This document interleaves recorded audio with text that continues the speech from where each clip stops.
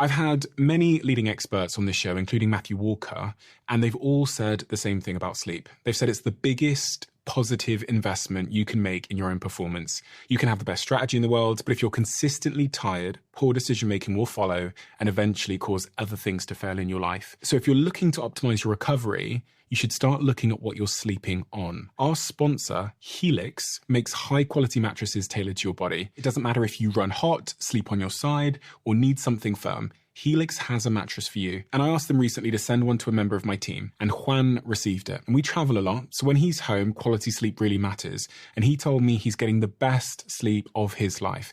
And the data backs it up, with 82% of people in a Helix study saying they saw an increase in their deep sleep. And with a 120-night trial, you've got 4 months to prove it to yourself. You can get 27% off at helixsleep.com/diary. That's helixsleep.com/diary. No one ever teaches us how to deal with negative emotions. That's the big problem, I think. I've watched Daniel Pink's videos as a way to inspire me for years. The world is littered with people who have a decent amount of innate talent who didn't put in the work. Here's the thing about us human beings. We stink at solving our own problems. We fear that when we share our mistakes, our vulnerabilities, our regrets, people will think less of us. The fact that those regrets stuck with me for 10 years, that's telling me something. Real courage is staring your regrets in the eye and doing something about them. We are on this planet for a vanishingly small amount of time, and you're not using that time wisely. The best way to improve is to... So without further ado, I'm Stephen Bartlett, and this is The Diary of a CEO. I hope nobody's listening, but if you are, then please keep this to yourself.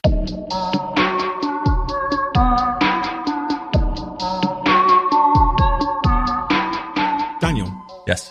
You've lived a really remarkable life, and obviously the most remarkable thing that, from my perspective, that I've seen from your, the last 20 years of your life is you became a person who's really remarkably good at communicating and understanding complex ideas and then conveying them in a way which is really engaging.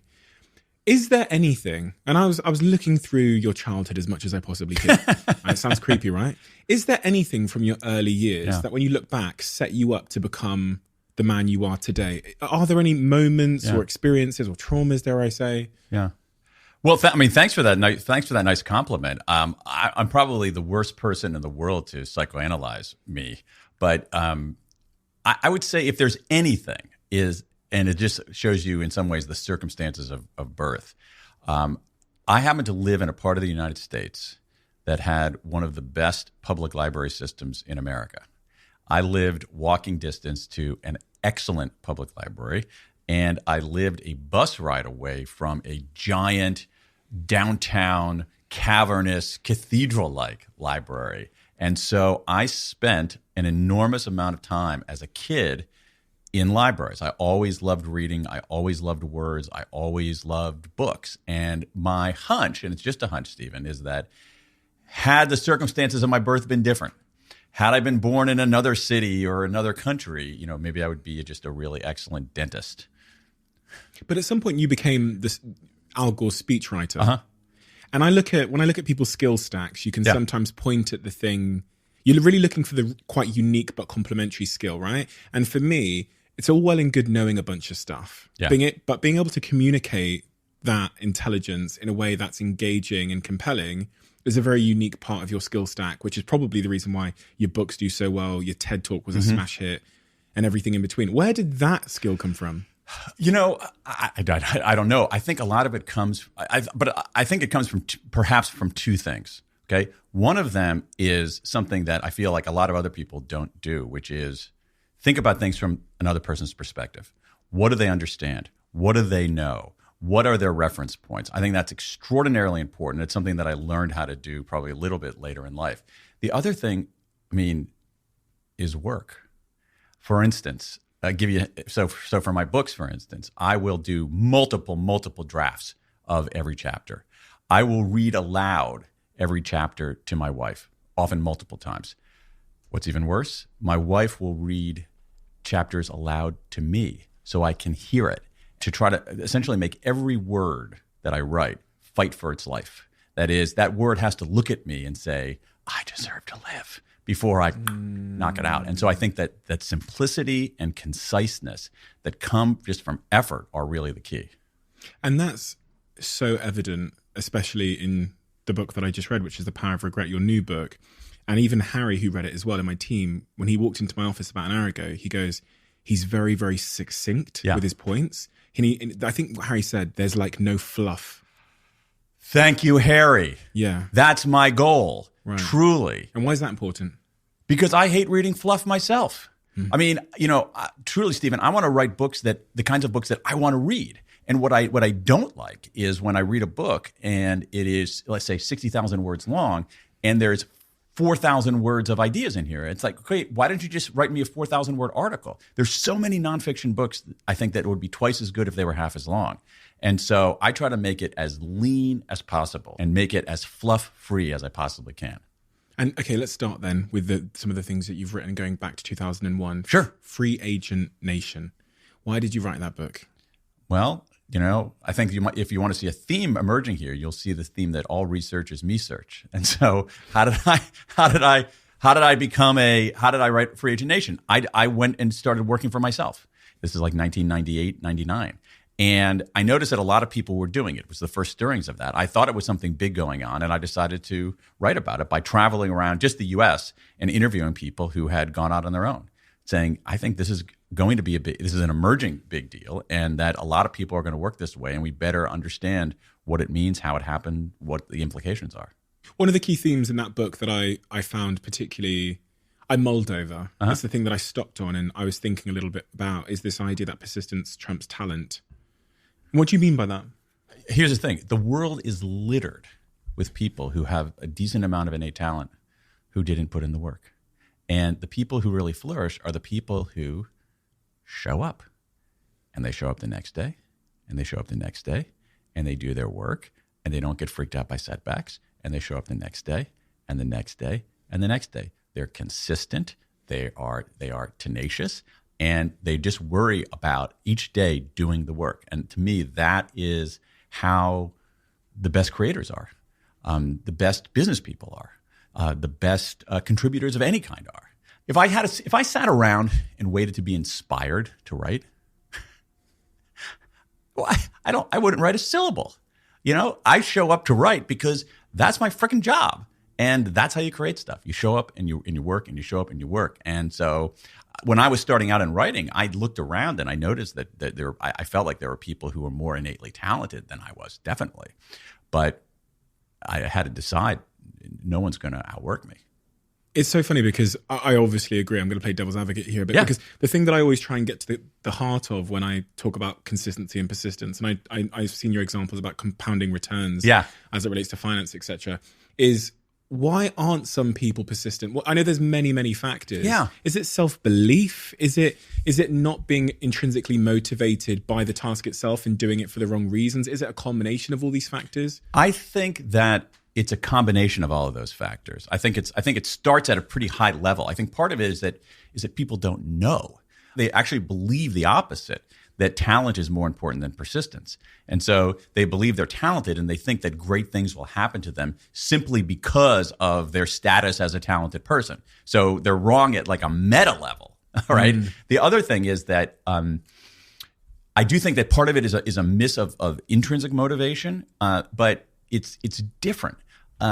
It's intrinsic motivation not because every day is joyful, but because every day is necessary, and every day is at least somewhat meaningful, And so there's an adage that being a professional is showing up to do something you love, even on the days you don't feel like doing it. And that to me is the key. Like I like writing some days, but not every day.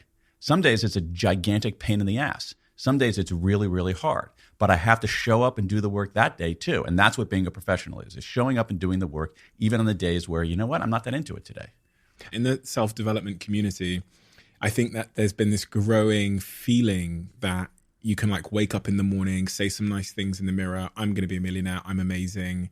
And then life will somehow bring about all of these wonderful things that you've manifested.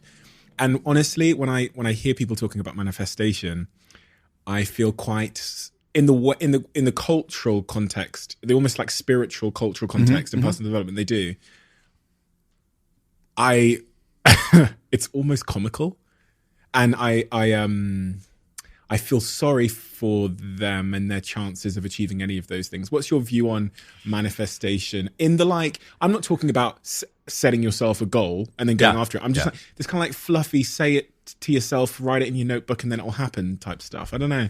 And have you seen that? Am I just as my observation? I mean, I'm skeptical. I'm skeptical. Now there's some interesting stuff. There's some interesting research on this question that we can go to, because I always like things that are evidence-based, and I haven't seen a lot of evidence that manifestation is a winning technique. My view is like, if it works for you, you like it, God bless you, go for it, do it. But you're still going to need to show up to work. But there's some other very interesting research in what's called in certain kinds of self-talk. Okay, so what you're talking about in some ways is self-talk. So how do we talk to ourselves? And there's some interesting research showing that if you say to yourself before a big encounter, you can do it, you got this, okay? So let's say I'm going in to pitch a new book. I can say to myself, you got this, you're going to crush it. That's actually better than not doing anything, okay? That kind of self-talk. But it's not the best thing you can do. The best thing you can do is something known as interrogative self-talk. Interrogative self-talk, where you turn it into a question. Now, the manifestation people hate that, all right? But instead, what you say is, can you do this? And if so, how? Can you do this? And if so, how? You ask a question rather than make that bold assertion. And now here's the interesting thing. Questions by their very nature elicit an active response. I ask a question. You ask me a question, my wheels have to turn. But we ask ourselves a question, the wheels also turn. So if I say to myself, let's say I'm pitching a new book. Can you do this? Well, yeah, I can do this because I've pitched books before. But this time I have to think about it, because Harry over there has never liked an idea that I want. So I got to make sure that I really focus on Harry.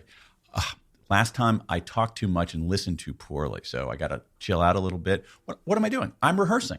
I'm preparing. I'm practicing. And that's actually more muscular than the nominally muscular thing of, you can do it, you got this, which is not terrible. So that's my view that's my general view on manifestation. Manifestation without work is delusion. Yeah. Okay. But manifestation with work isn't the worst thing in the world. And self-talk rooted in evidence, especially interrogative self-talk, can be really smart. Drive. That was the gateway piece of content that put me onto your work, specifically the TED Talk. Me and my girlfriend watched it together, and we weren't planning on watching it. I think I clicked on it, and then it was so engaging in the delivery that it held us for the entire, I think it was about 20 minutes. Yeah. Wow. And it's done some 10 million views, and then there's been, I saw the illustrated version of it, which I think has done 18 million views. It's crazy, the numbers on that. The base premise of that is obviously kind of debunking this thesis we had about how to motivate people and keep them engaged in work. And you assert and you prove that autonomy, mastery, and purpose are a much more compelling formula. Sure. That journey of writing that book and going on, the journey of doing the research, how did it change your view on how to keep employees engaged? And I don't know if you build companies now, but on how to treat people? Because I came away from it thinking, I understand, but what are the things I can do now as a employer to make sure that the team you see around me today are motivated? Sure. Yeah. Sure. So again, I can summarize. I can summarize that book. It looks at about 50 years of science in what really motivates people. But I can summarize the main point very, very simply, which is this: there's a certain kind of motivator we use in organizations. Psychologists call it a controlling contingent motivator. Again, let's go back to simplicity. That's a lot of syllables. Let's just call it an if-then reward. Right? Makes a lot more sense. If you do this, then you get that. If you do this, then you get that. 60 years of science now tells us that if-then rewards are actually pretty good for tasks that are simple to do and that have a short time horizon. Human beings love rewards. You dangle a reward in front of anybody, myself included, you've got their attention in that very narrow way. But if-then rewards, the science tells us, are less great for more complex tasks with longer time horizons, tasks that require judgment, creativity, discernment, conceptual thinking. And the reason is the same. If-then rewards narrow our focus for a lot of tasks, particularly the tasks that most people are doing, most creators are doing, most people in the creative economy are doing. You want to have a more expansive focus. And so So we got to get rid of that way of motivating people for the bulk of things that people are doing today. And what the research tells us is you got to pay people fairly and pay people well. You got to pay people fairly and pay people well. And then you want to offer, exactly as you say, some autonomy, some control, some sovereignty over what you do, how you do it, when you do it, where you do it. Mastery, which is a chance to get better at something that matters, to make progress and meaningful work, and a sense of purpose. Do you know why you're doing it? Are you making a contribution? Are you making a difference? So we can talk in more granular level about what specifically to do. Did you ever figure out from your research why autonomy, mastery, and purpose, why they are the things that motivate us and keep us most engaged in work? Well, why those things? It's a great question, and it's a question that I think is embedded in that work that most people don't see embedded in there, because that's who we are. As human beings, we are innately autonomous. I'll give you an example, the best example. Go find me a 2-year-old anywhere on the planet. She's going to be self-directed. She's going to be resisting control. She's going to be engaged and interested and curious about stuff. That's autonomy. She is going to want to get better at something. She's going to want to learn and grow. That's who she is, right? 2-year-old. Why is this? Why am I doing this? Why am I doing this? 4-year-old, it's the same thing. That's who we are. That's why these things are so important. They're part of what it means to be human. And so that's why they're so powerful. And I think what's interesting, Stephen, is that for a long time in organizations of any kind, but certainly most businesses today, certainly the business that you've built, for a long time, we've had to run organizations that went against the grain of human nature because that was efficient. That efficiency was the highest thing, and the only way to achieve efficiency was actually through some mechanisms of control, by saying, it doesn't matter why we're doing this, just freaking do it. All right, so control and those very, very tight measurements, those tight mechanisms. Now I think the best businesses, the best organizations go with the grain of human nature. That's the key. That's why these things are so powerful, because it's part of who we are. And organizations that build contexts that go with the grain of human nature are going to be better. They're going to be better places to work because people aren't going to be miserable, but they're also going to be more effective. I get the autonomy point, right? Understood. Mastery. What does that mean? It means that people have an innate desire to get better at stuff, to learn and to grow. I'll give you an example. Think about, the most mundane example. Any weekend, anywhere, here in London, in Washington, D.C., where I live, what are you going to have? You're going to have people who are playing musical instruments on the weekend. Why? Are they making any money off of it? No. Are they planning for a career as professional musicians? No. Why are they doing it? Because they like it. And it's fun to get better at guitar. It's fun to get better at violin. In my neighborhood in Washington, D.C., there is a big soccer field, a big soccer pitch about 2 blocks away. Why on weekends are those things swarmed with guys my age running around in shorts? Are they going to be playing professional soccer? No. Are they going to get famous as soccer players? No. Why do they like it? Because it's interesting, because it's fun, because I like getting better at it. That is an innate part of what it is to be human. Human beings innately want to learn and grow. Now, here's the thing. I think that's our nature. This is important.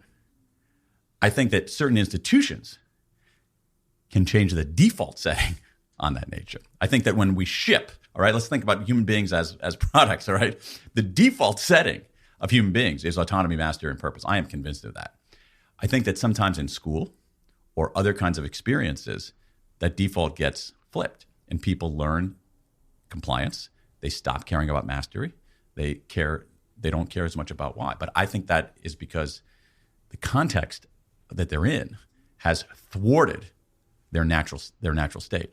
And what's the consequences of when that dial is turned and they become compliant? And because that must be them going against their human innate wiring. So there must be a consequence of that, right? I think the consequence is dull misery in some cases. I think the consequence is underperformance. And I think that there is a significant meta consequence that people aren't reckoning with, which is that we are on this planet for a vanishingly small amount of time. And you're not using that time wisely. And at a certain point in your life, you're going to say, oh my God, I totally messed up. And one of the things you see, let's take autonomy for example. The thing about these words, Stephen, is that they're abstract. So a way that I try to think about abstract questions sometimes is to think about what's the opposite of a concept. So let's take the opposite of autonomy. Help us understand it. The opposite of autonomy is control. Human beings have only two reactions to control. They comply or they defy. That's it. I mean, in some ways, the history of human civilization is that. Human beings trying to control other human beings, they comply until they can't take it anymore and they defy. But if you're building an organization, do you want people who are perfectly compliant? You want some compliance in certain things, but you don't want people who are 100% compliant all the time. They're not going to do great work. Do you want people who are defiant? No. You want people who are engaged. And the way that human beings engage is by getting there under their own steam. The way that human beings engage is through self-direction. And then the last point about purpose. Yeah. When people think about purpose, especially I think younger generations, they always think about trying to save the world or doing something which is going to help others. It's a really weird thing that's happened to my generation where we all want to I don't know whether we want to save the world or whether we want to be seen as someone that wants to save the world. I'm not sure if it's virtue signaling or if it's an innate desire to. I'm not either. I think that there is a lot of virtue signaling there. And social media. Let me tell you. Yes. Let me tell you about purpose, though, because, and forgive me, I might owe you some money because I didn't get it quite right in that book drive. What I've discovered since is that purpose is not one thing, it's two things. And it goes exactly to the question that you're asking. So one kind of purpose is what I like to think of as capital P purpose, large P purpose. And that is what you're talking about. I'm feeding the hungry. I am solving the climate crisis, whatever. And there's no doubt in the research that can be a very powerful motivator, that people who are animated by that kind of purpose do good work. That's very, very clear. But day to day, it's hard to get that every single day. It's hard to get that kind of purpose on Wednesday and Thursday and Friday and then show up again the next. It's hard to get that every single day. Now, it's still important, but this is what I missed. There's a second kind of purpose that I call small p purpose. And that's just making a contribution, right? Capital P purpose is making a difference. Small p purpose is making a contribution. Did you help a teammate get the product out the door? Did you help this customer resolve its problem? There's a great piece of research, I love this, out of Harvard Business School, where they had a cafeteria in Boston. And in the cafeteria, the customers went through the line in the cafeteria, putting food on their trays and being served food. But the people cooking the food were in the back. You couldn't see them. The cooks couldn't see the customers, and the customers couldn't see the cooks. So these researchers rigged up an iPad, just like the one you have in front of you, that allowed the cooks to see the customers. And what they were measuring, and this is, forgive me for getting in the weeds here of this research, but what they were measuring, the dependent variable, was not whether the cooks were satisfied with their jobs when they saw the customers. They were measuring the customer evaluation of the food. And so the question they were asking is, when the cooks can see the customers, does the quality of the food change? Customer ratings of the food change? And the answer was yes.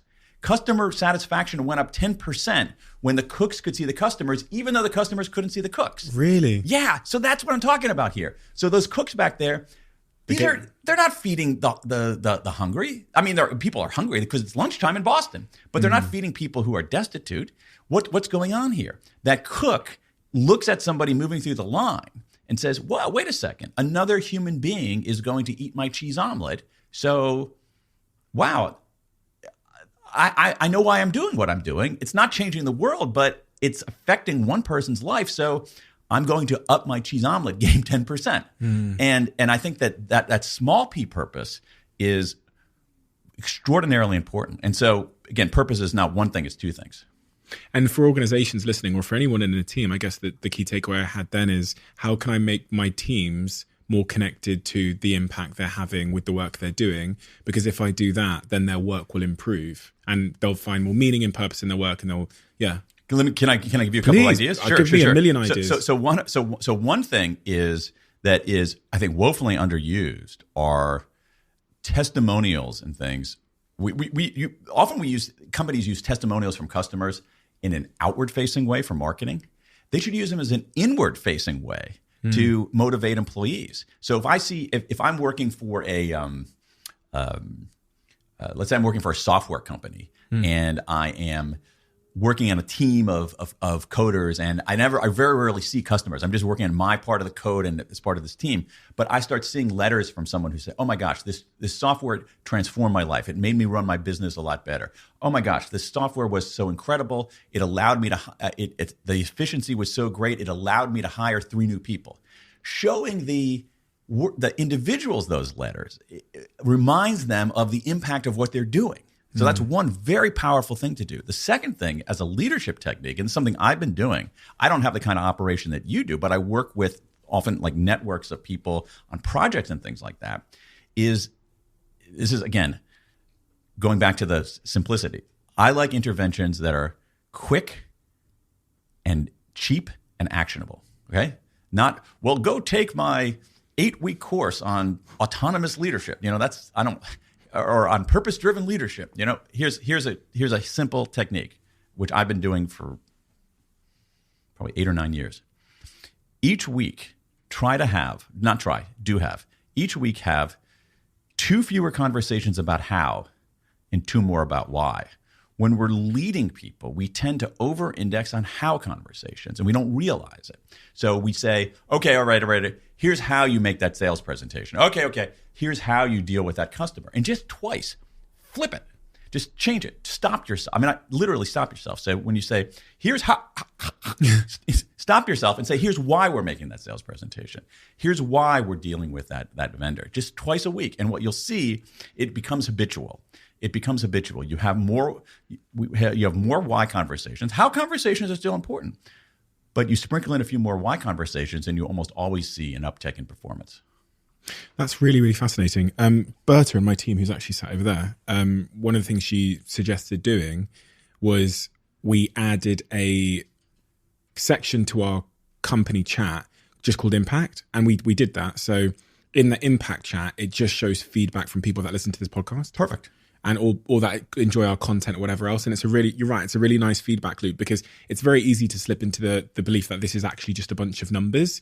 We see on the screen 1 million people listen this week, or 2 million people listen this week. And that's good. That's useful. Yeah, but it doesn't hit like hearing Jenny, who was going through a divorce and was really suffering with her mental health, and then she listened to a certain episode, which actually sometimes it's interesting because it might be a certain episode that might not have had as many listens as another one.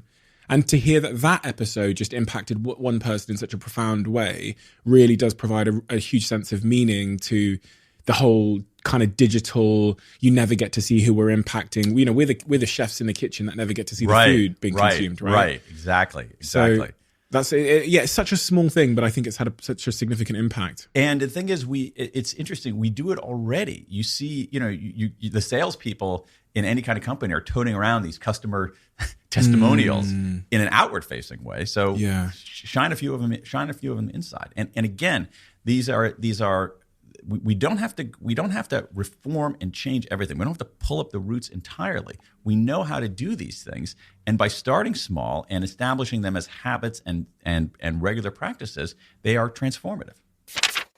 One of the things you said there, as you finished that piece, was for me, the point about why instead of how was also a really good piece of sales advice, right? And you wrote a book about sales, To Sell Is Human, 2012. You wrote that book.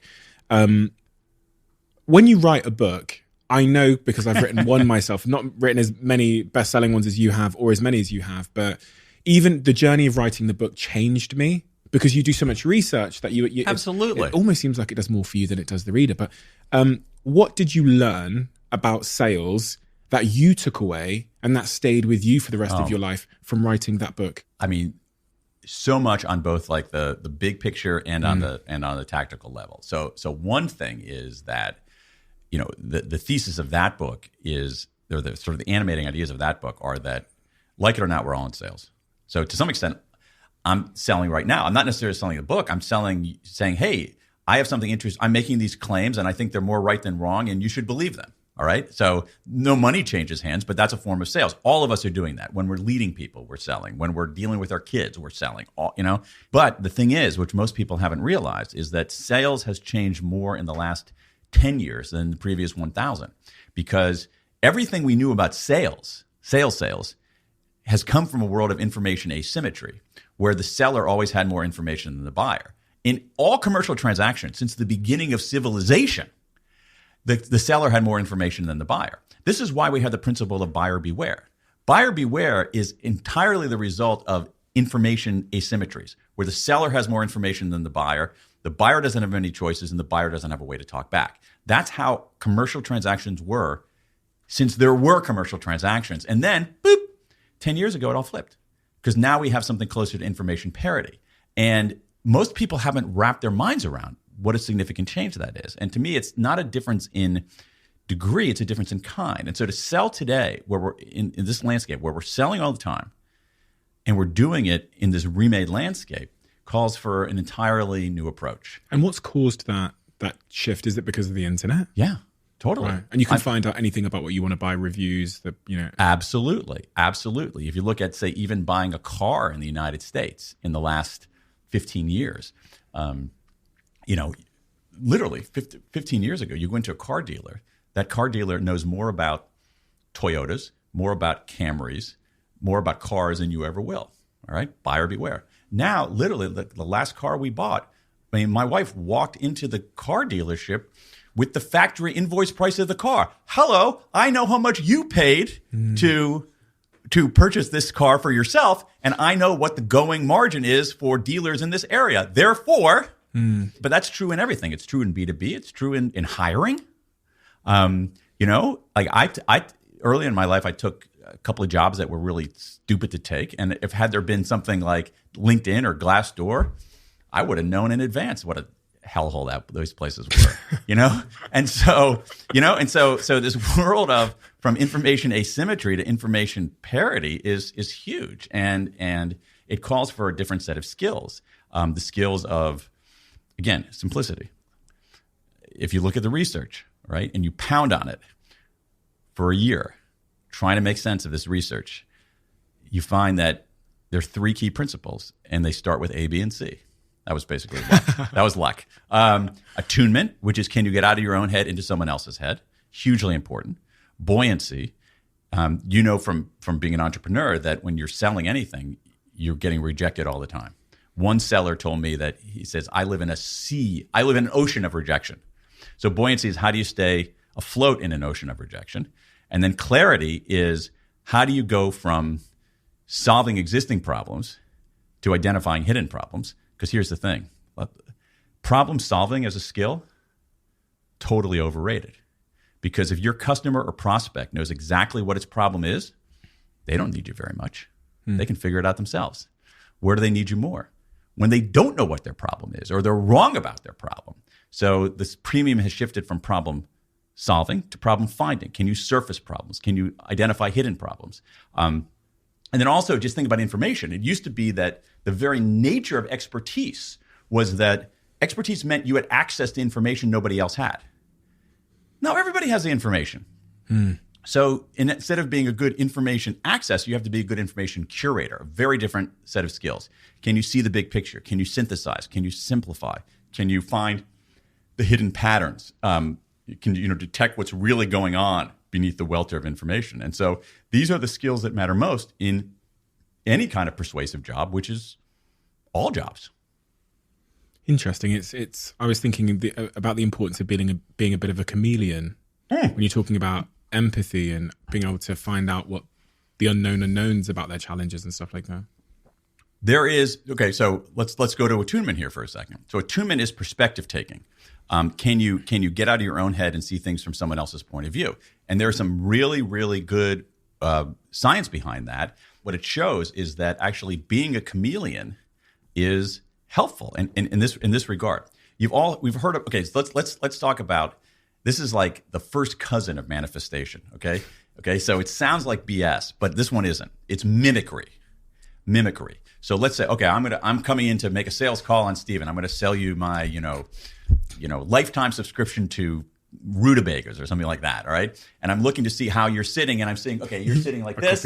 Yeah. And then, okay, you have his hands clasped like that. And then like you're smiling, and then maybe you lean back in your chair and I mirror. Okay. And you're told to do that. It seems like complete bunk. There is a pile of research showing that the ability to chameleon like that, to reflect back people's words and gestures, is powerful.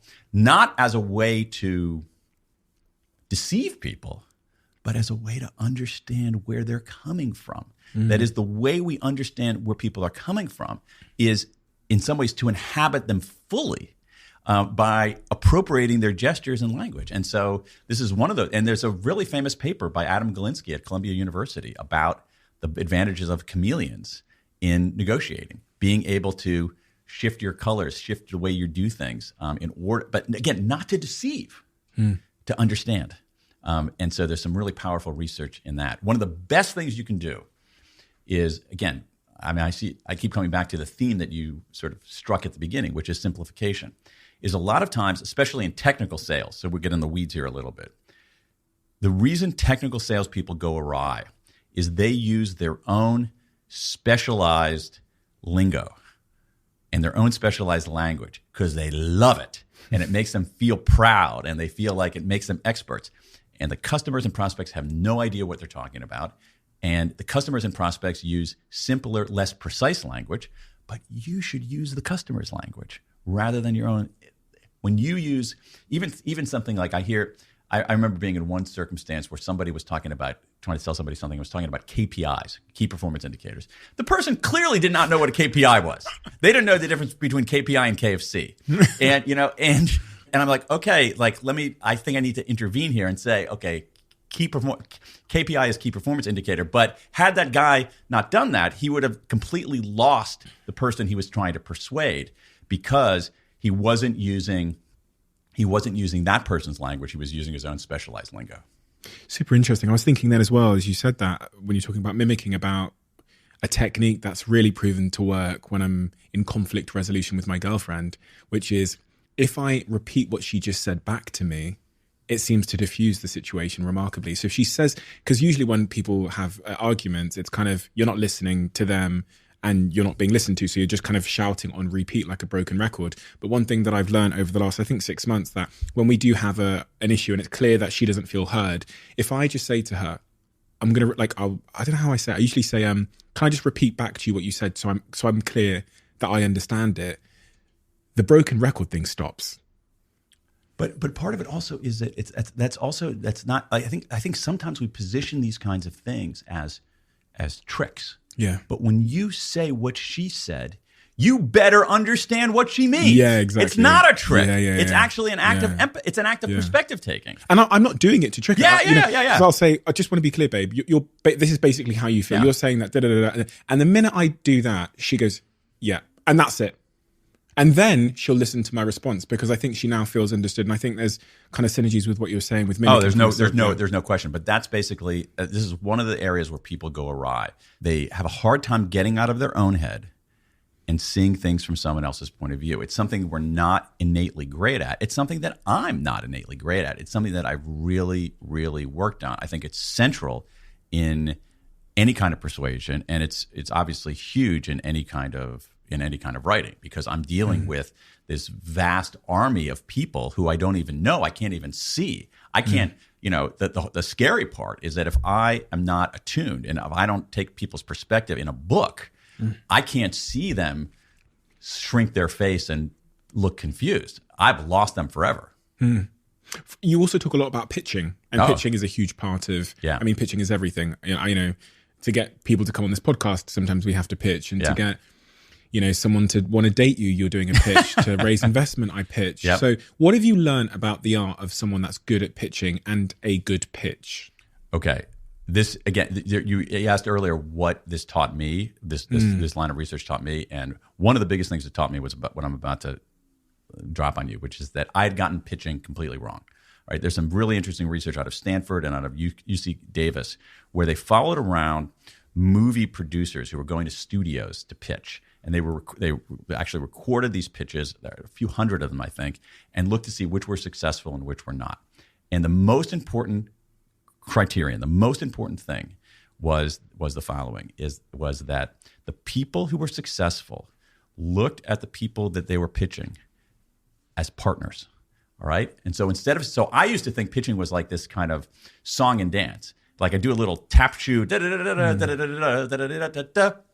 and they like take out their checkbook. No, That's not the response that's great if you get that response. You don't get that response. The response you want is this: hey, that's interesting. Have you thought about X, Y, or Z? That the goal of pitching is to invite in the other side as a collaborator. That's the key for any kind of pitch at a macro level, and that's totally changed the way that I pitch. I pitch in a much more collaborative way. In the past, when I was younger, I had this elaborate dog and pony show in my head, thinking that if I executed that performance perfectly, I would get a cent, and that didn't happen. I remember, it just reminded me of a time when I was running Social Chain. I remember pitching to, we just launched in America, and I was pitching to, I think it was Uber for their global account. And one day late at night, I was looking at the email thread, and I saw at the bottom of the email thread that we called our salespeople. And I remember thinking, like, should we really be calling ourselves salespeople, or like, should we be calling ourselves, because in the US, I think people call themselves like partnership manager. Sure. And because the term sales, it's kind of like, I don't know if it's giving the game away, but it sounds transactional, like I'm trying to give you, So what do you think about that? Should we be changing our titles to like something else? Such an interesting question. So I intentionally, because this is sort of the way I like to do things, I intentionally put the word sell in the title of that book because that's what we're doing. But I face some resistance because I did some survey research in the US showing that when you ask people, when you think of the word sales or selling, what's the first word that comes to mind? And people had all these horrible words: pushy, sleazy, skeezy, pressure. So it has a bad association. But I wanted to try to win back the word. Probably didn't do it that successfully. But for years, I don't think people like being sold to. I mean, I think one of the interesting trends I see is when they is referring to those folks as customer success. We're in customer success. I want someone to help me succeed. Yes. Oh, that's good news. We use that in our company in San Francisco at the moment. We have a customer success manager. And that's, in fact, all of our terminology is your job is to get customers from the door to success. So that's good to know. And we did actually kill the sales title. Yeah, I think customer success is better than sales. I think that account executive sounds like someone trying not to say sales. Yeah. And their job is to retain you at all costs. Yeah. The other thing that really stood out to me, and I didn't delve further into it because I wanted to hear you explain it, was this story about the blind man with the sign. And the sign said, "I am blind." And when it changed from "I am blind" to "it's springtime and I am blind," people donated more to this homeless man. Yeah, that's a story. That's not a study. Yeah. Okay, so it's an anecdote. Yeah. Fine. But the idea is that we need context, and in some levels we need a why. That is that people said that the fact that he was blind is significant, and there was some degree of empathy. But when people were reminded that it's springtime in New York City and he couldn't see anything, that changed the emotional tenor of it. And this is the thing about stories that we sometimes miss, is that we sometimes think about, oh, should I go with the story or should I go with the facts? And the answer is yes, because stories are facts in context delivered with emotional impact. So adding that it's springtime is a fact because it was springtime. It's a fact. We added a fact. But what you also did is you enriched it with context and delivered it with some emotional impact, and that's what made it persuasive. I literally think the reason why my company was successful, and my company grew from 0 people to 700 in about 6 years, was because and we never had a sales team ever until the point I resigned, last year. And I say this to entrepreneurs when I meet them all the time. And they go, "Can you give me one piece of advice? I'm starting an agency business. I'm trying to win clients." My one piece of advice was, from day one, I told stories.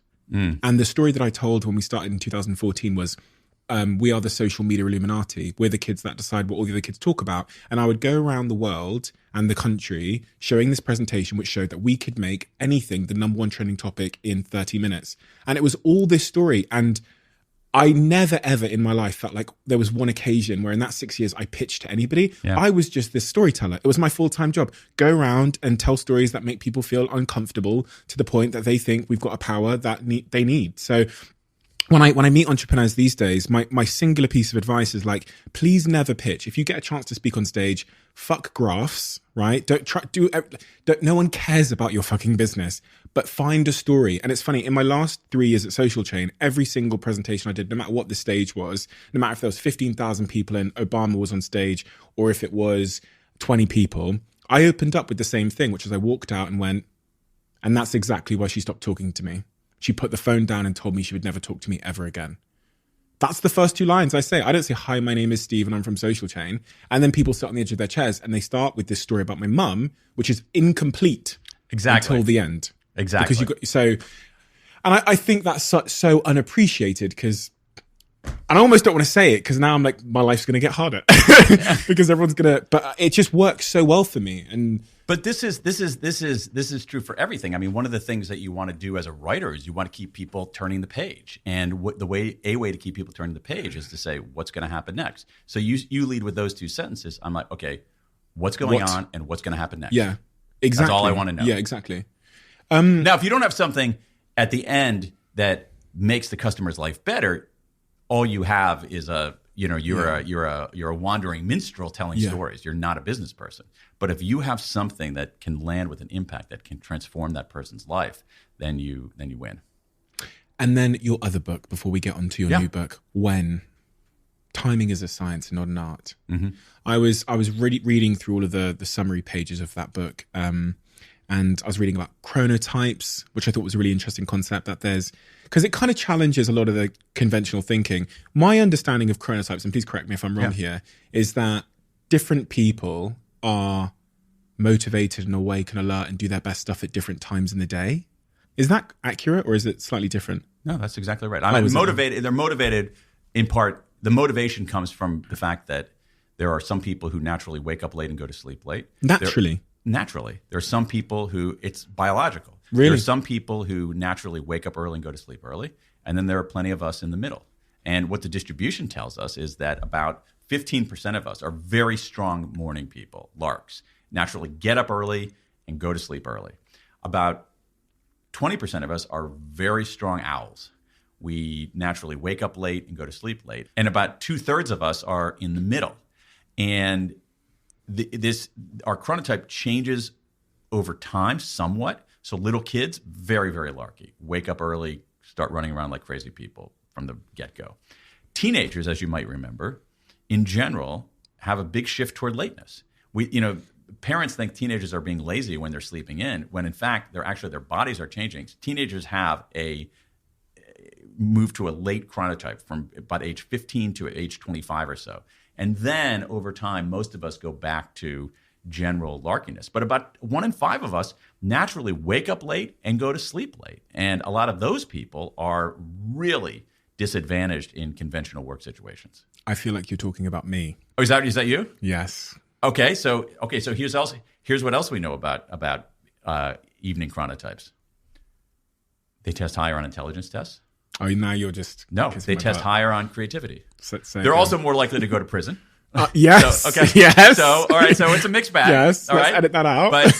But the problem is that this is why a disproportionate number of owls become self-employed, because conventional work structures don't work very well for them. Facts. My best friend said to me when I was 18, he said, "You're either going to go to prison or be a millionaire." And I'm fundamentally unemployable. I can't get up. Well, so the reason why I wanted to talk about this was because I always thought I was bullshitting myself. I thought I was just an unorganized mess, but I genuinely like to wake up late and I like to go to bed at 3 a.m.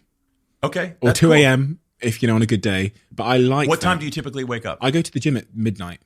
Oh my God. And I work out for an hour and a half at midnight. Like pretty much every day. Okay. And I wake up maybe 9:30. Okay, so what time do you typically go to sleep? Maybe 2 a.m., 3 a.m. Okay, and you wake up at what? 9:30. Okay, so... Because I have to. Because you have to. But if you were to but if you maybe sleep till 10. Oh, yeah, I'd go. If it's the weekend, I'd just go 11.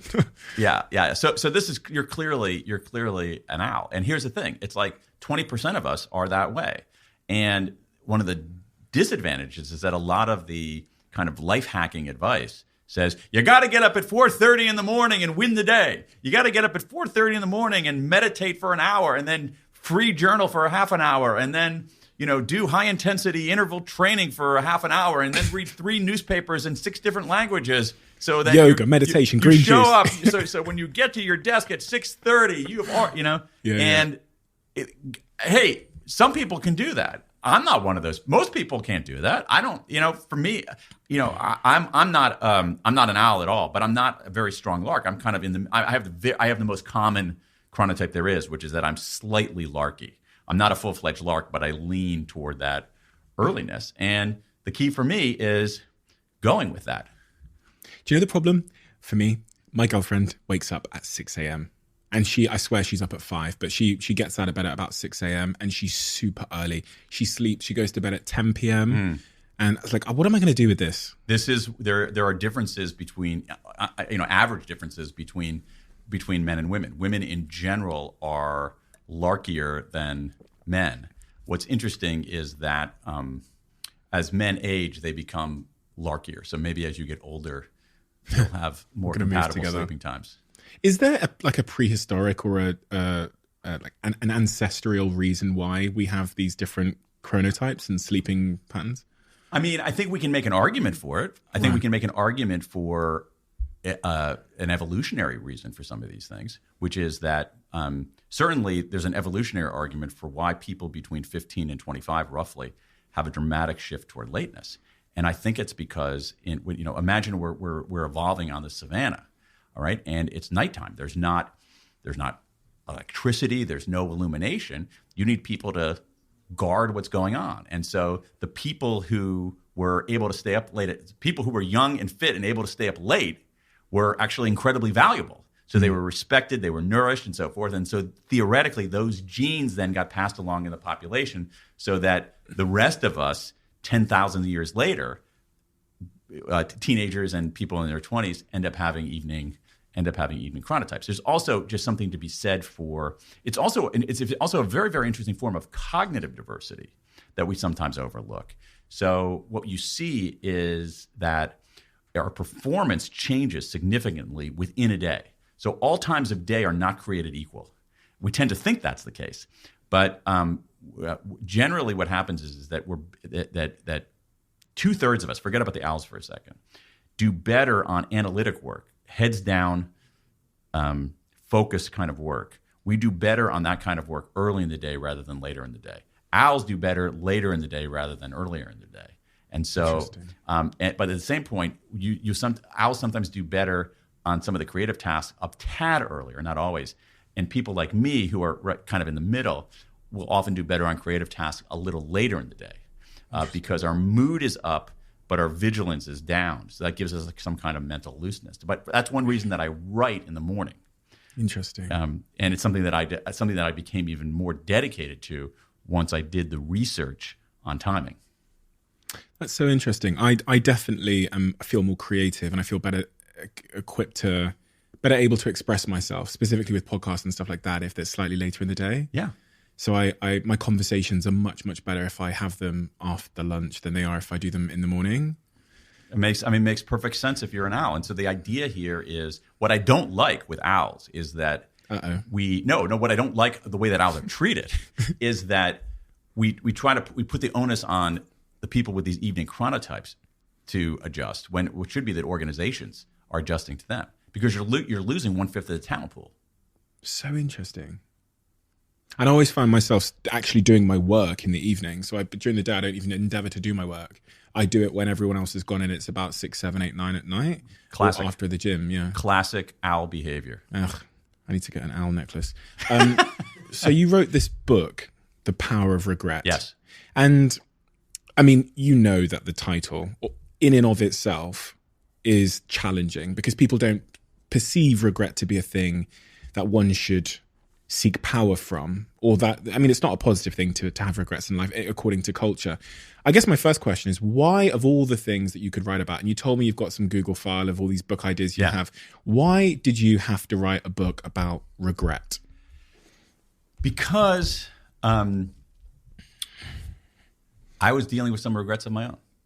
I'm at a point in my life where I suddenly looked up and I have mileage on me, which is kind of shocking. But I also have some mileage ahead of me.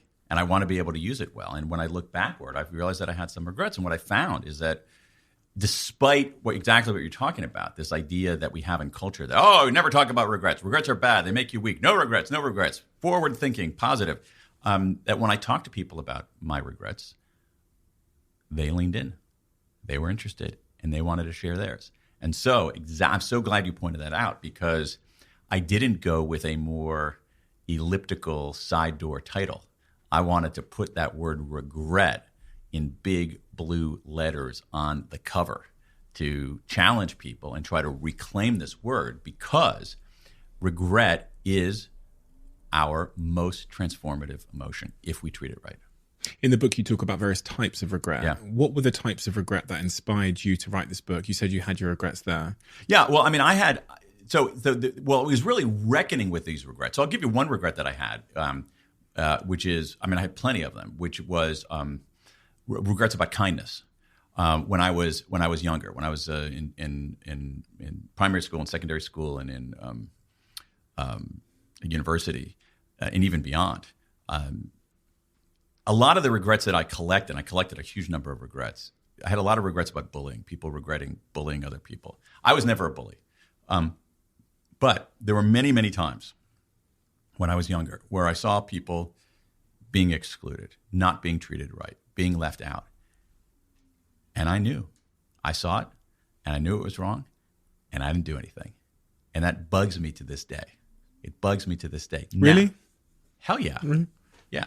I mean, it still bothers me. Even talking to you about it right now, kind of my cortisol level has spiked a little bit.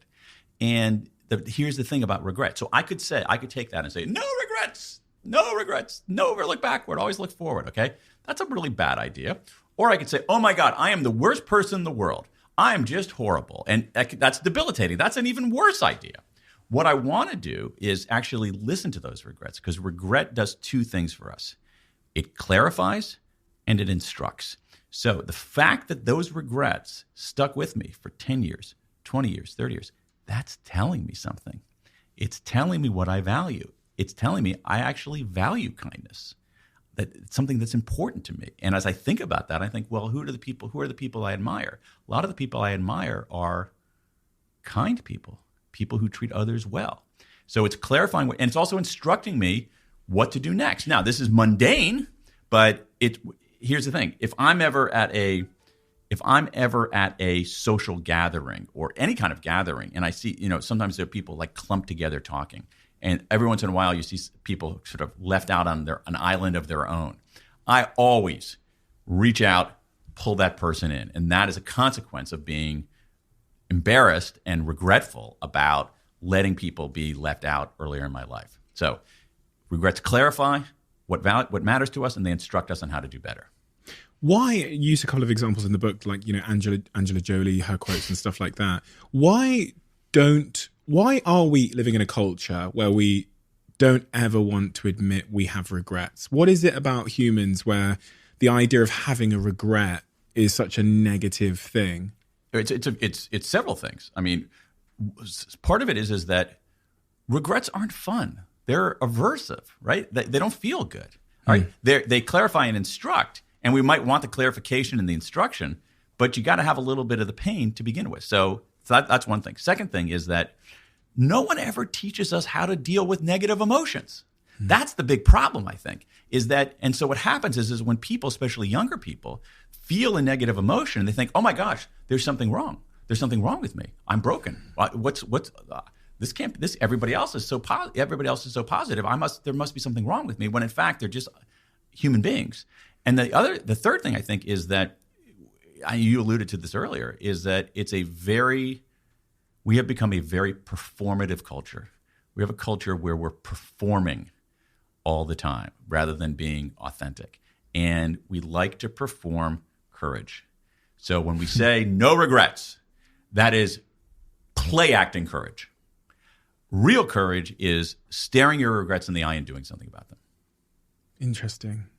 And there's something about, I guess, this is like a wider point I wanted to ask you about the book. which was people don't seem to like, and I talk about this a lot in this podcast because it's something that I know. Yeah. One reason I talk about it is because I know it's kind of slightly triggering, but I also think it's kind of true, which is people really don't like taking responsibility for their outcomes in life. Interesting point.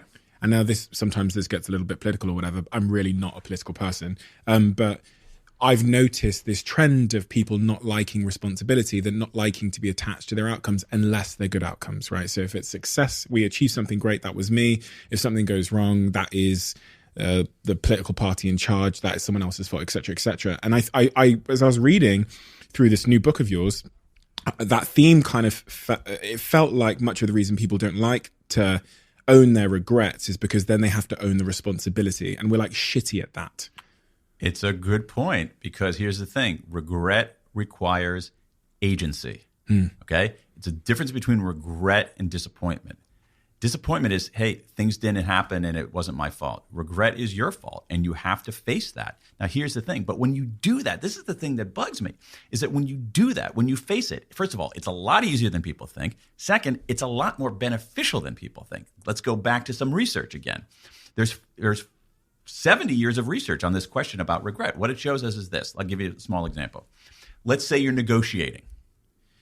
You're negotiating and you're in negotiation, and let's say you make a first offer and it's not a great first offer. Okay? If you then think about that negotiation and consciously think about what you regret in that negotiation, you invite the negative feeling. Remember, regret doesn't feel good. You invite it. You do better in the next negotiation. You see this in problem solving. I'm trying to solve a problem. I didn't do it that right. Let me actually think about what I regret in that problem solving exercise. Invite the negative feeling. You do better in the next one. Strategy, same thing. Over and over again, what you see is that when we deal with regret properly, when we think about it, when we think about regret as a message, as a signal, it is a powerful force in doing better, in making better decisions, in being better problem solvers, in finding greater meaning in our life. It is it's an elixir if we deal with it right. The problem is we don't know how to deal with it right. So some of us ignore our regrets. We put our fingers in our ears and go, blah, blah, blah, all right? Then others of us, when we can't do that any longer, become debilitated by it. We wallow in it. Those are bad ideas both. What we want to do is we want to think about our regrets. We want to confront them and do something about them. And there's a systematic way to do that. And if we learn how to do that, teach people how to do that, they're going to be way better off. Well, I was thinking about a particular friend of mine when you were saying that, specifically on the point of regrets debilitating somebody. And I was thinking about this one friend I have, and I know the prospect of them really ever taking responsibility or admitting their regrets. I feel like they're a little bit too fragile in the self-esteem, whatever it might be, to invite negativity. Mm-hmm. You call it like inviting the negative feelings. So what they do is like a self-defense mechanism is constantly obfuscate their sort of responsibilities in any situation. And the prospect of like thinking about things they regret, I know they would put their fingers in their ear and run off. So tell me, what is the systematic sort of process for me having a conversation with that person to get them to not be crippled by the prospect of inviting negative feelings? Because I think they would fall into the trap of wallowing in their own deficiencies as opposed to being motivated by it. Yep. Because they haven't been taught how to do it well. Right. Okay. So let's think about 3 broad steps. Think of it as inward, outward, forward. Inward, outward, forward. So inward. And this goes to exactly what you're talking about. How do we think about ourselves and our regret? So a lot of people, like the people you're talking about, just want to boost their self-esteem. All right. The evidence, again, on self-esteem, it's pretty good. Self-esteem is totally overrated, especially when it's unhinged from any real accomplishment. Now, self-criticism. I love self-criticism. There's just not a lot of evidence that it's very effective, right? The middle way is something known as self-compassion. Self-compassion. It's a term pioneered by Kristen Neff, who's a psychologist at the University of Texas in the U.S. It sounds a little gooey, self-compassion, but here's what it says. Treat yourself with kindness rather than contempt. The reason your friends want to boost their self-esteem is that if they actually heard their self-talk, it would be lacerating and vicious. The way we talk to ourselves is so brutal and so cruel. We would never talk to anybody that way, right? And so here's the thing. It's like that old joke where a guy goes to a doctor's office and he says, "Doctor, it hurts when I do this." And the doctor says, "Don't do that." All right? Don't do that. Treat yourself with kindness rather than contempt. Treat yourself with the same kindness you treat somebody else. Recognize that your mistakes and missteps are part of the human condition. All right? Think about my regrets about kindness. I've collected regrets from thousands of people around the world. Believe me, I'm not that special. There are plenty of people with regrets about kindness. And also recognize that any single mistake or misstep is a moment in your life. It doesn't fully define your life. So that's the reframing inward. Now, what else you can do, and here's the thing. We're totally wrong on this. Talk about it.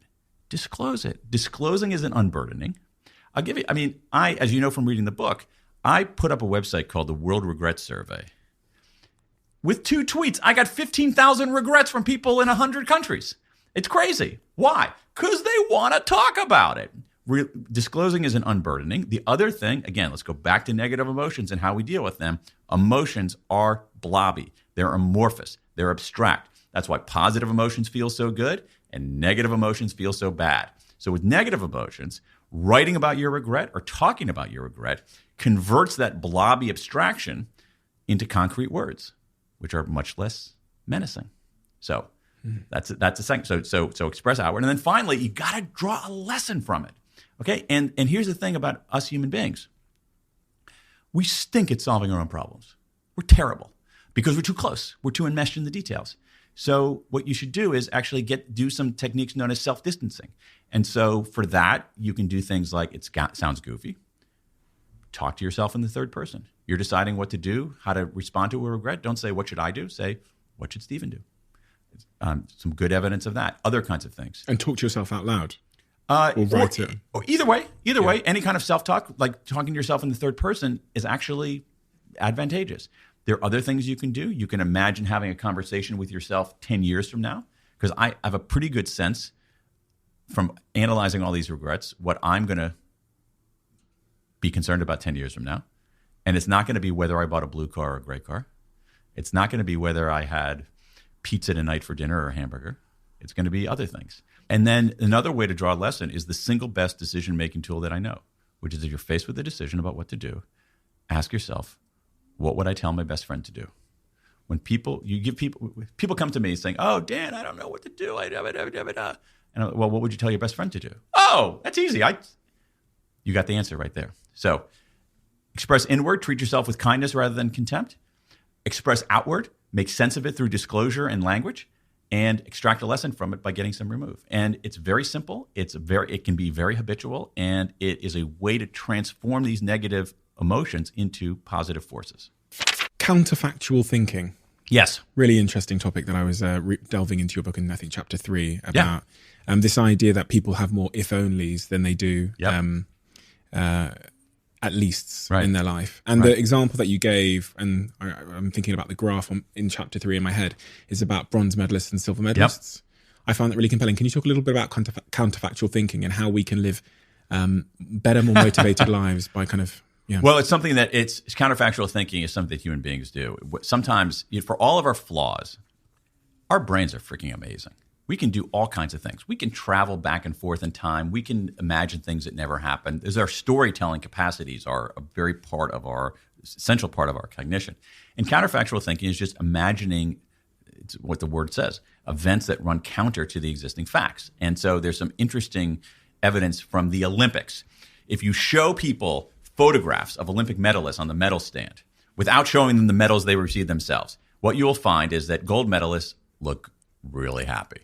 Not surprising. They've just won a gold medal. However, you know who else looks really happy? Bronze medalists. Bronze medalists are usually beaming.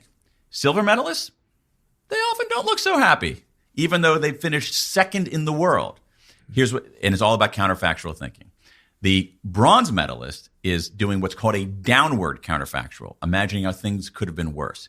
And so she says, well, at least I didn't finish in 4th place like that schmo over there who's going home without any medal at all. The silver medalist does what's called an upward counterfactual.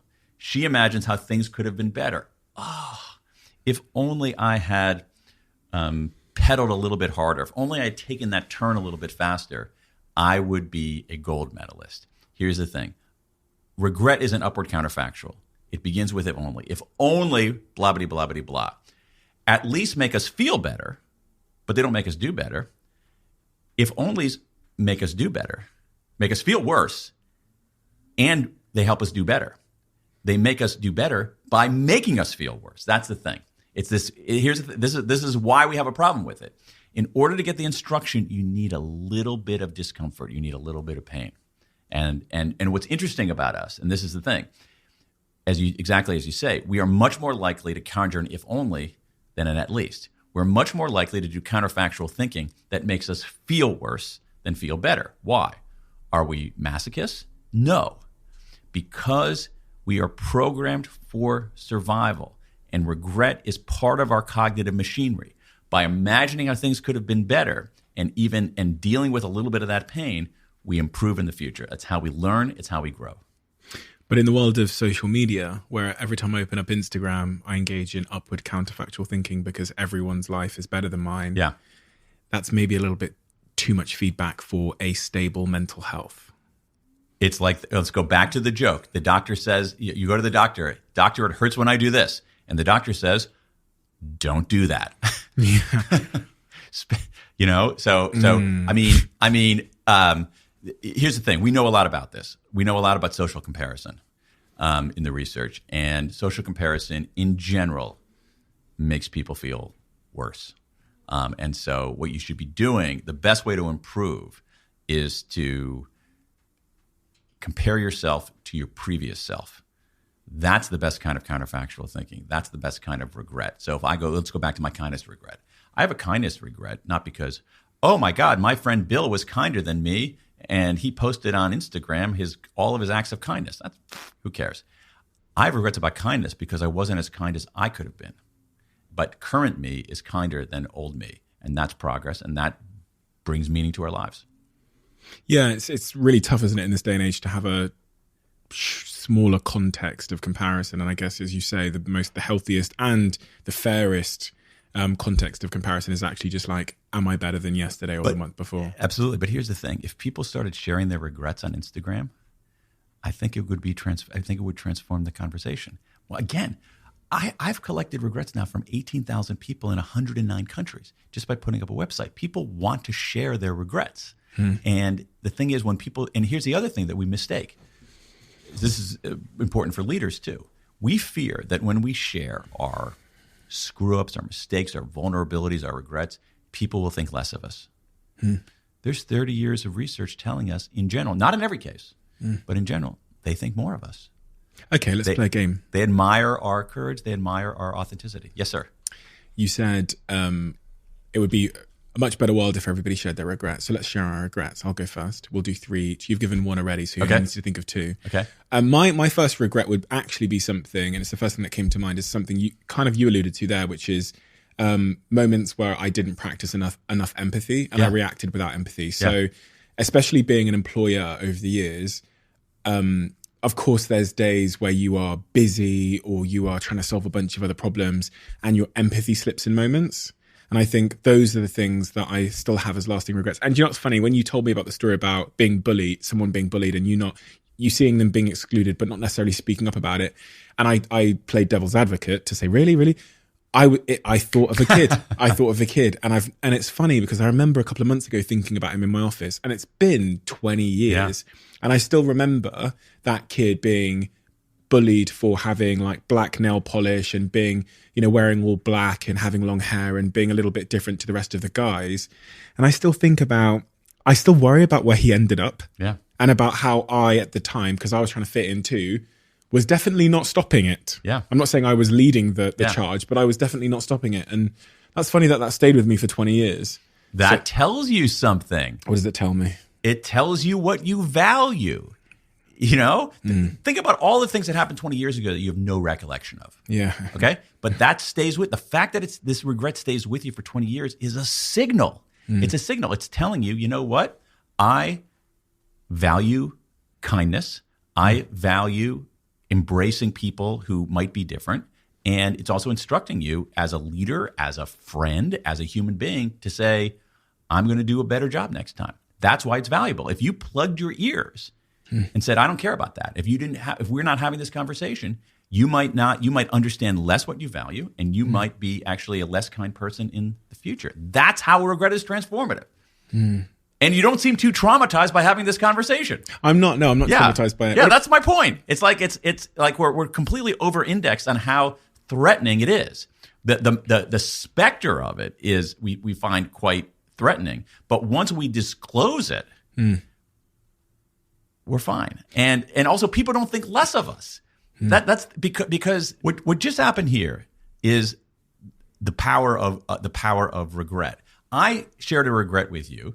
You didn't think less of me for that. I don't think. All right. And then what happened is like it triggered you to share a similar regret, which you said, wait a second, I have a regret like that. Maybe I'm not such an oddball. And I didn't think less of you for doing that. I actually admire your willingness to share it with your legions of listeners that you have this seemingly, this person with this seeming ideal life, this titan of the universe, this guy who's on Dragon's Den has a regret about something 20 years ago and being unkind. I think that's actually powerful, and so this is why we should be talking about our regrets. You'll go.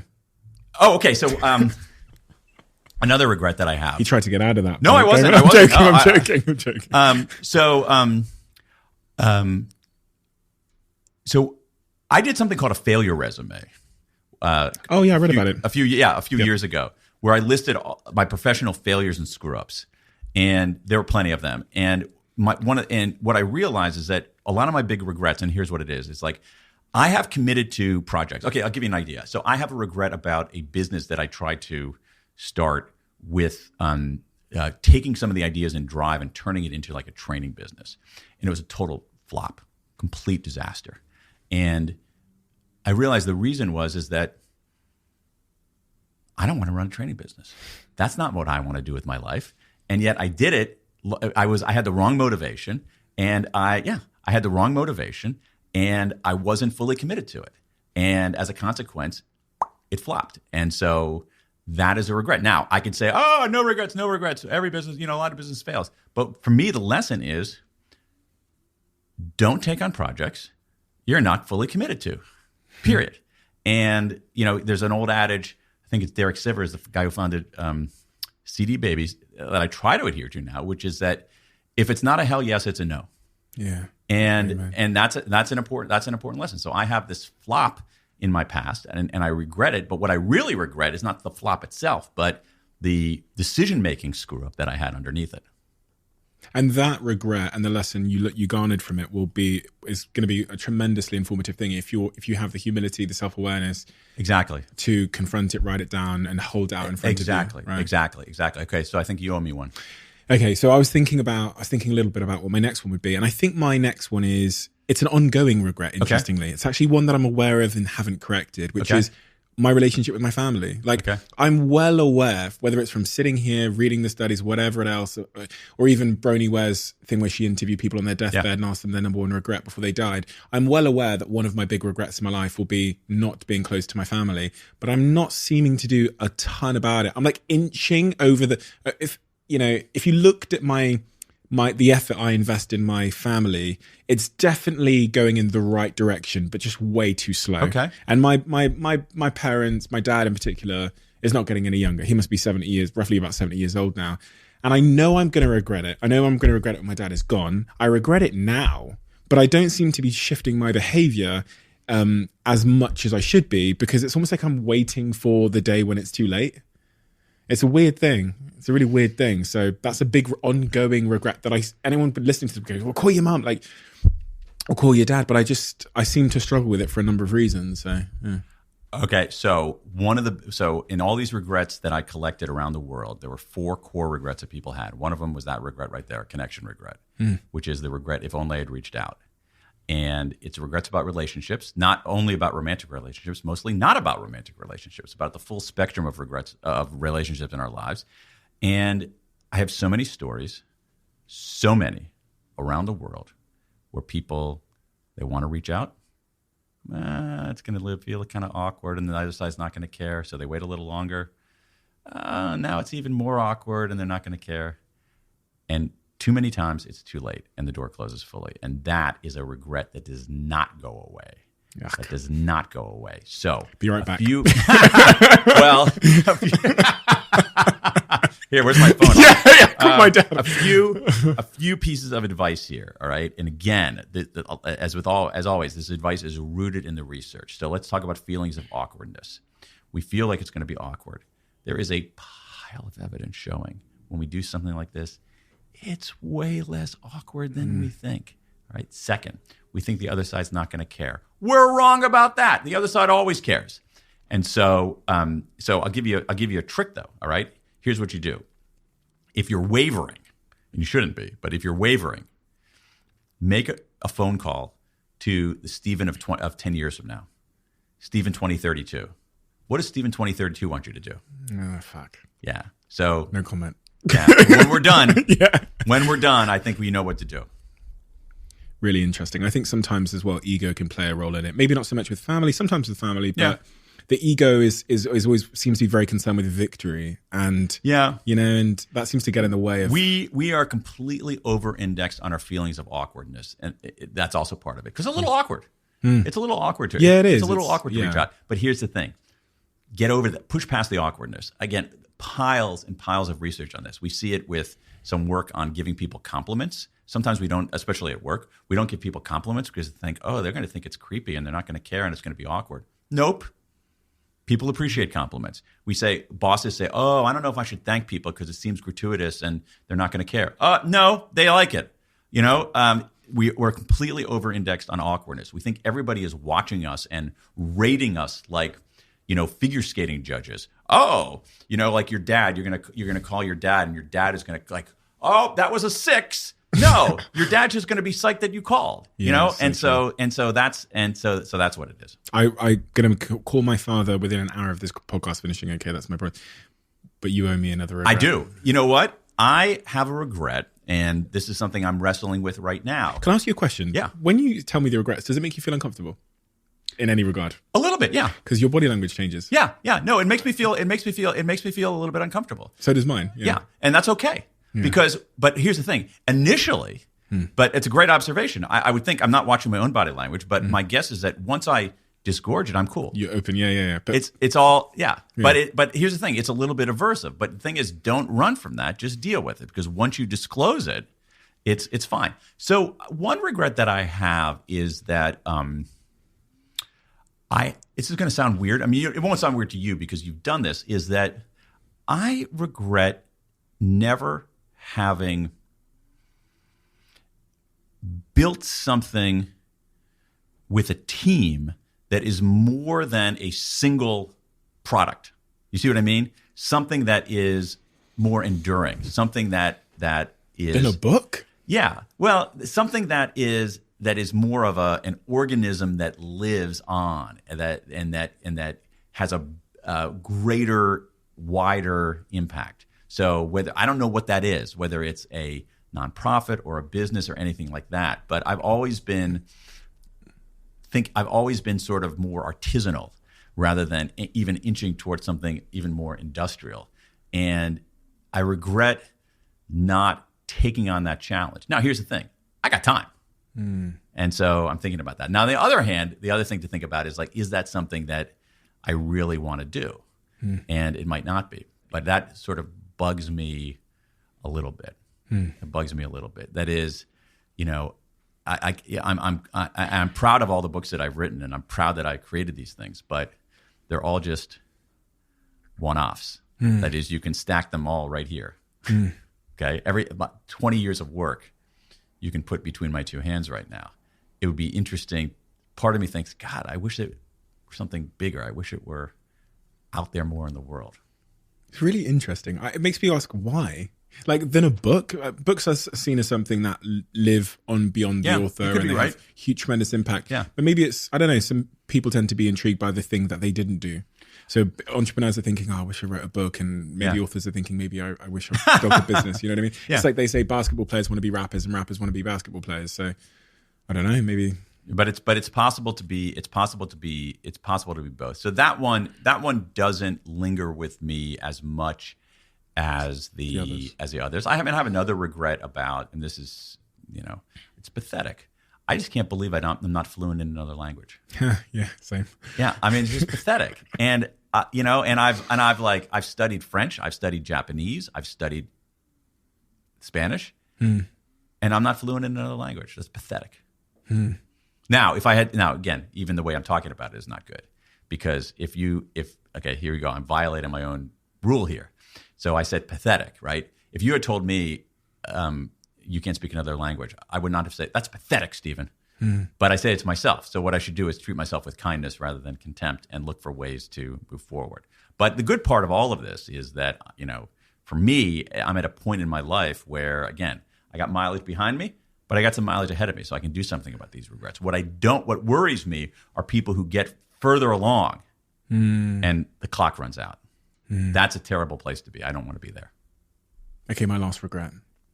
My last regret is, again, an ongoing one, which I seem to it doesn't burden me, but it's definitely something that I have on a daily basis, is just my health decisions. So every day, every week, I probably consume a little bit too much sugar that I don't actually need to consume. It's not doing anything for me. It feels like a lack of discipline. Yeah. So, and also I think I'm gluten free. So every time I eat bread or pasta or anything like that, I have to suffer the consequences for about 2 days. And I do it over and over again because I love bread and pasta. but I pay the price every single week. It's like this ongoing battle with like who I want to be. Yeah. And what my body wants me to do and what I end up doing. That seems to be a rolling, recurring regret. And the pandemic taught me that our health is like our first foundation, which is funny because you described this as a foundation regret. Right. And I realized during the pandemic that there's this tectonic plate that sits under everything I've built and achieved in my dreams and my relationships, which is my health. And if you take away that tectonic plate, in fact, I have nothing. So I've got really not obsessed, but I've got really focused on my health. And I even went and did a health check for the first time ever in my life for no reason. A full body, £2,000 health check because I really want to. What did you learn? Nothing. I'm a perfect specimen of health. The doctor said stop eating so much salt, and I was like, "Fuck, how do you know that?" So, but other than that, it was all good. But, yeah. Well, I think a solution there is to don't depend on willpower. Depend on your environment. Like change your choice architecture. So, if you order food from the grocery store, order food after you've eaten, and then make sure you order food without added sugar. Yeah, and you talked about habits earlier on. I understood like what my habit cycle was. So there was a drawer over there full of sugar, and I videoed myself pouring it into the bin. Great. And I replaced it with like healthier options. Perfect. So when I go through the cycle now, I've interrupted the cycle. Perfect. So the types of regrets we have, something you talk about a lot in the book, and you identify this difference between genders as well, which I find really interesting. Yeah. But one of the things as well you say, which I think is a really important point for people, is that people end up regretting the opportunities they didn't take versus the ones they did. Absolutely. That's a really guiding principle for our lives, right? I think so. I mean, you see this especially as people age. There aren't a huge number of demographic differences in regret, but one of the biggest ones is that when we're younger, we tend to have about the same number of action regrets and inaction regrets, same number of regrets about what I did and what I didn't do. But as we age, inaction regrets take over. And I think there are a few reasons for that. I mean, one of them is that if we have an action regret, we can sometimes resolve it or undo it. If I hurt somebody, I can apologize, and maybe that can extinguish it a little bit. But what really nags at us over time is what we didn't do, regrets of inaction. And I think that there's a lesson in here, which is that I feel like human beings, we should have a slight bias for action. We should have a slight bias for action that when in doubt, act. And one of the things that I've learned, not through this research, but just through living, is that a lot of times we try to figure everything out and then act. And that's hard because we can't figure everything out. But that acting is a form of figuring it out. And so taking small steps and having a bias for action, I think, is generally healthy life advice and consistent with avoiding those big regrets when you're 70 or 80, saying, if only I had traveled, if only I had started a business, if only I had reached out to people who are now gone. Yeah, I was reflecting then as you're speaking about the advice that I've shared on this podcast before about Barack Obama, him saying that when he had the big decisions he faced in his life, like taking out bin Laden or whatever, he would get to 51% and then make the decision and be at peace. And I reflected on that from my business perspective because over time I'd learned that the consequence of like procrastination tended to be much worse than the consequence of like trying, failing, and then going back to the drawing board. Right. It was because the time wasted in procrastination. Sometimes you waste 2 years thinking about doing something, Right. whereas you could have ran the experiment in 3 months and found out the answer to be yes or no. And so, yeah, I think in my companies, over the years, I tried to create this, as you call it, the bias of action, where we would set really diligent timeframes, and then we'd also be at peace with the consequences. We wouldn't reward the teams based on the outcome. We'd reward them or incentivize them based on doing the experiment. Exactly. Right? Exactly. And I think that's actually really important, because one way that I think about the world is sort of in sort of through an economic lens, which is like, what is overvalued and what is undervalued. Okay, so almost like assets, right? So to me, the planning as an asset, overvalued. Acting as an asset, undervalued. Certainty as an asset, totally overvalued. Experimentation as an asset, undervalued. And then when we think about that, we just sort of, okay, let's think. I'm going to buy what's cheaper and sell what's more expensive. Experimentation is just for me is the everything. Not even, I mean, we talk about that word so much here, you wouldn't believe. But the reason why, as you sit here today, this podcast is number one in the Apple charts, at least number 2 on Spotify because of Rogan. But number 1 is literally because I think we as a team have a culture of experimentation where we look forward to it. And we're always, as we say around here, trying to find the 1% marginal gain somewhere. Right. It's like, try when the music you walk in, if we make it house music, try changing the temperature and see the impact that has, and that kind of thing. This whole podcast, the setup of it, you're looking at the lighting, everything. Can we find a 1% somewhere, and those 1% compounding over time in our favor? Will they have a significant impact? And it always has in my life, so it's my religion now. Experimentation is a good religion, and I wish in our schools we taught people better. We did a better job of teaching people just the overall scientific method, because that's how we should approach. That's what, especially in business, that's how we should approach our lives. We should say, what do scientists do? We want to think like a scientist. What do scientists do? They have a hypothesis. They test the hypothesis. They run a randomized controlled trial. Let's try A. Let's try B. Oh, wow, A is a lot more effective. Great, I know that now. Now let's run another, and that's how we should be thinking about it. But we have this notion, especially in business, that to be in business you have to be this omniscient creature who's all-knowing and is infallible, and that's really, really dangerous. And going back to your point about drive, the principles which are most conducive with experimentation are that autonomy, mastery. That's a great point. I hadn't actually even made that connection until just now. That's a great point. That threaded through experimentation is you got to have some self-direction. The whole point of experimentation is to get better. That's mastery. And you have to have a purpose behind it. Great point. And then this difference between genders you described. So men tend to regret their career more, and women tend to regret more than men. Have family regrets. Yeah. Those were not massive differences. Right. Those are not massive differences, but they were present. They were present. It's one of the demographic differences. The other thing, which doesn't come up in my own research, but that there's some existing academic research. One gender difference is, to oversimplify, but not by much, is on sexual regret. So men tend to regret the people they didn't sleep with, and women tend to regret the people they did sleep with. Really? Yeah. Makes perfect sense. Rings true. The failure resume thing. When I saw that I think it was the 7 points in the book about things to try. It felt quite depressive. The idea of creating a resume on the surface. If I said to a friend of mine, listen, what you want to do is write down all the things you failed at in a long list. Yeah. It feels quite depressive. Because you don't stop there. Right. You put that in one column. Mm-hmm. If you stop there, you're totally right. It'd be a total downer. But what you do is you put those failures and screw-ups and mistakes in one column. In the next column, you list the lesson you learned from it. And in the third column, you list what you're going to do next time. But without those next 2 columns, it's an exercise in self-flagellation. but it's an exercise in introspection and improvement if you explicitly find a lesson from it and then commit to taking action that benefits from that lesson. And as this book goes off into the world now, what is the impact or the shift in perception that someone listening to this podcast now, or someone that picks up the book in the bookstore, what is that shift in perception you're hoping as the author to create or inspire? What I want to try to do is reclaim this emotion of regret and show people that it's not a badge of shame. It's actually a potent and powerful part of their life if they deal with it well.